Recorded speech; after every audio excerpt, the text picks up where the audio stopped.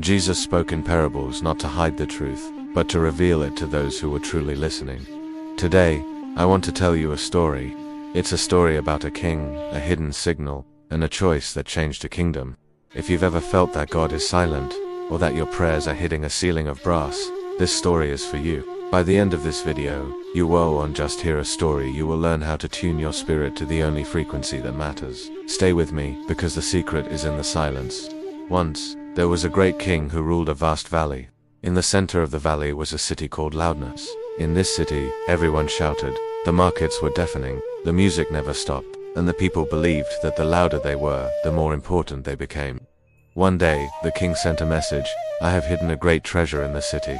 To find it, you must follow my voice. I will broadcast my instructions every hour. On the hour, the people bought the most expensive speakers. They built towers to catch the sound. But all they heard was the roar of the city. They complained, the king is a liar. There is no voice, there is no treasure. But there was a young man who did something different. He didn't build a tower, he didn't buy a speaker. Instead, he walked out of the city gate. He went to the edge of the quiet woods, where the only sound was the wind. He sat, he waited, and in the absolute stillness, he didn't hear a shout, he heard a hum.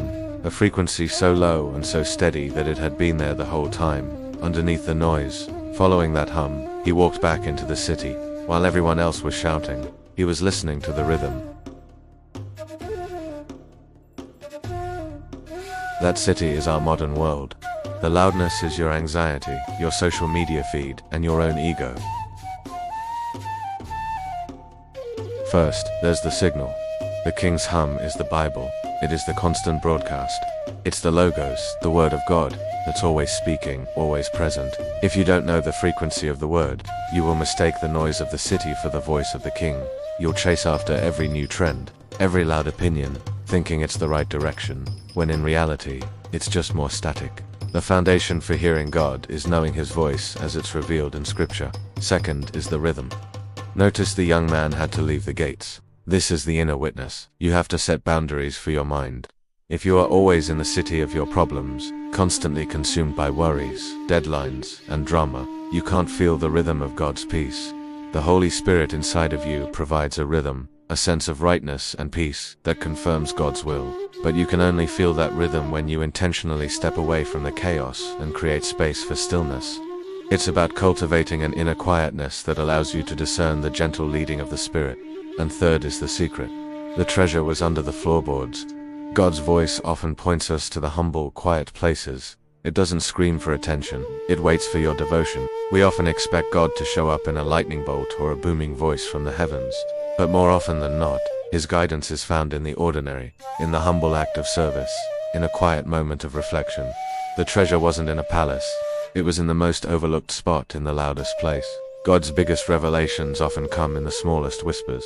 So, why is the city so loud? Why is our world filled with so much static? Because the enemy knows that if he can't stop God from speaking, he will just try to drown him out. He uses a couple of key strategies. The first is fear. Fear is high-pitched static. It makes you move too fast to listen.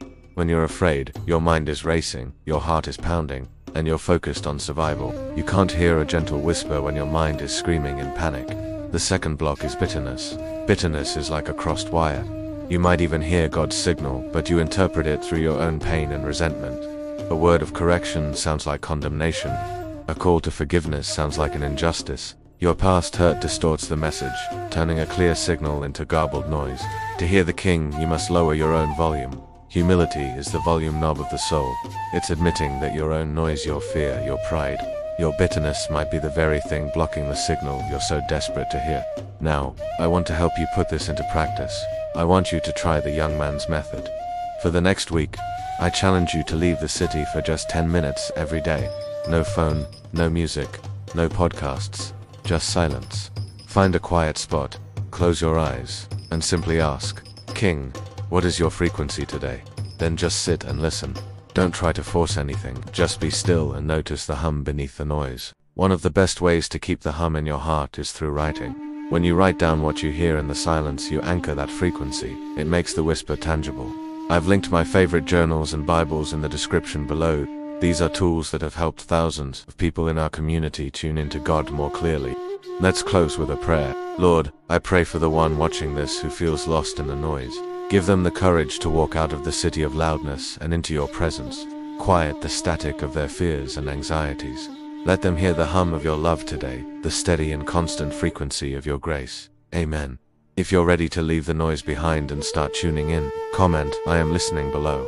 And please subscribe to join our global community of over 1 million souls, all seeking to hear the Master's voice. Thank you for watching.